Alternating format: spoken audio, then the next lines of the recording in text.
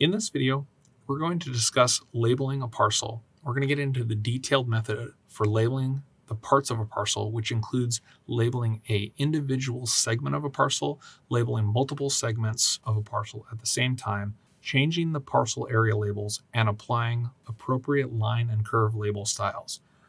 To get into the command for labeling a parcel, what you need to do is navigate to the Annotate tab in the ribbon bar and drop down Add Labels and choose Parcels, Add Parcel Labels.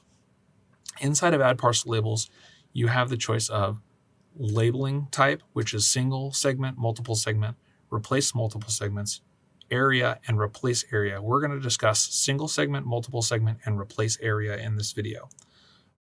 So what we're going to go ahead and do first is we're going to label a single segment. We're going to start here at property 11, and I'm going to choose my appropriate label style. So we can choose a line label style, which is a general line label style, or a parcel line label style specific label for a bearing only, distance only, bearing over distance, just bearing, and just distance. So what we're going to go ahead and do is we are going to choose bearing over distance, and I'm going to go ahead and choose an appropriate curve label style, which is either a general curve label style or a parcel curve label style. So I'm going to go with a parcel curve label style of delta over length and radius. And the next thing that you have to do is you have to choose add.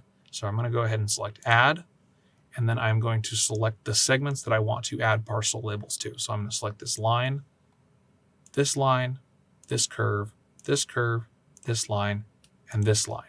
So I've now effectively labeled the entire parcel of property 11. If I want to go ahead and do that, but faster, I can choose to label multiple segments, which is what I'm going to do for the remaining 4 parcels that have not been labeled yet. I'm going to leave bearing over distance and delta over length and radius. I'm going to choose add. And what Civil 3D is asking me to do is to select a parcel to label. So I'm going to click the area label for the parcel I want to label. And then it asks me if I want to go clockwise or counterclockwise. I'm going to hit enter for clockwise. And then I'm going to move on to the next parcel and hit enter, and the next parcel and hit enter, and the last parcel and hit enter. The last thing that we're going to discuss is replacing area labels.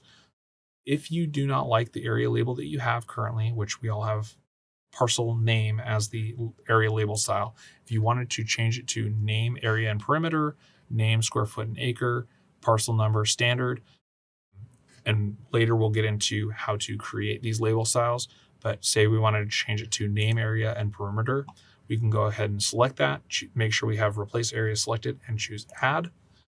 Civil 3D is going to prompt us to select a parcel area label, and we're going to go ahead and select 13, hit enter, and it changes the label style to the name, area, and perimeter. Now, if I wanted to change it back to parcel name, I would just choose parcel name, select add, select the area label, and hit enter.